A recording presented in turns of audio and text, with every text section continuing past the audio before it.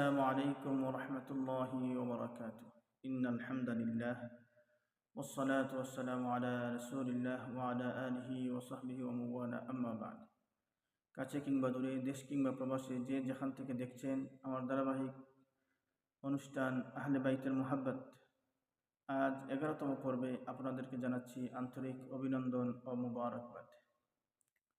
আজ আমরা যে হাদিস নিয়ে আলোচনা করব, الحديث الحادي والعشرون أخرج ابن أبي شيبة ومسدد في مسنديهما والحاكم الترمذي في نوادر الأصول وأبو يعلى والطبراني عن سلمة بن الأكوع رضي الله عنه قال قال رسول الله صلى الله عليه وآله وسلم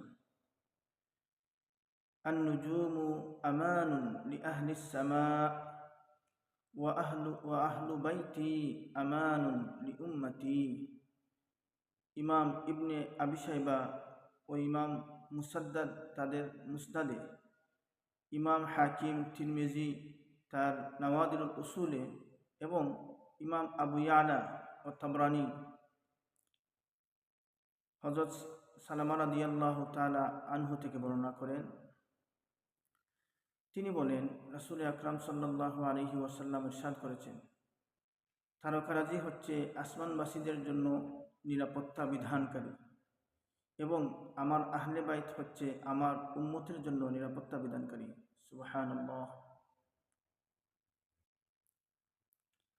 আল হাদিসুস সানি ওয়াল 20 أخرج البزار عن أبي هريرة رضي الله عنه قال قال رسول الله صلى الله عليه وآله وسلم إني قد خلفت فيكم اثنين لن تضلوا بعدهما أبدا كتاب الله ونسبي ولن يتفرقا حتى يردا علي الحوض।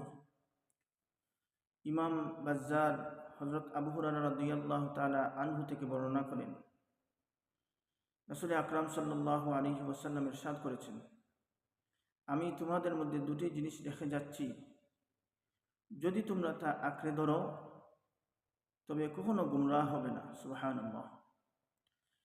আর তা হলো আল্লাহর কিতাব এবং আমার নসব তথা আহলে বাইত। এরা উভয় হাউজে কাউসারে আমার সাথে মুলাকাত হওয়ার আগে কখনো পরস্পর থেকে বিচ্ছিন্ন হবে না। সুবহানাল্লাহ। সম্মানিত সুধী, এই দুই হাদিস থেকে আমরা এটুকুই বুঝতে পারি, যদি আমরা এই ফিতনার জামানায় আমরা হকের পথে থাকতে চাই, তাহলে অবশ্যই দুইটা জিনিসকে আমাদের আঁকড়ে ধরতে হবে। একটা হলো কিতাব আল্লাহ, আল্লাহর কিতাব, আর একটা হলো ওয়ানাসাবি তথা আল্লাহর হাবিবের নসব তথা আহলে বাইতকে। তবে অন্যান্য হাদিসে এমন আছে, কিতাব আল্লাহি ওয়া সুন্নাত রাসূলি, আল্লাহর হাবিব বলছেন তোমাদের মধ্যে দুটি জিনিস রেখে যাচ্ছি, একটা হলো কিতাব, একটা হলো আমার সুন্নাহ। আমরা সর্বোপরি আমরা আমাদের ইমানের দাবিতে চেষ্টা করব আমরা সবসময় আহলে বাইতের মুহাব্বতে, আহলে বাইতের প্রতি মনের অন্তরের মধ্যে আহলে বাইতের প্রতি অন্তরে মুহাব্বত রেখে আমাদের বাকি জীবনটা পরিচালনা করব। আল্লাহ তাবারাক ওয়া তাআলা আমাদের তৌফিক দান করুন। আমিন। আসসালামু আলাইকুম ওয়া রাহমাতুল্লাহ।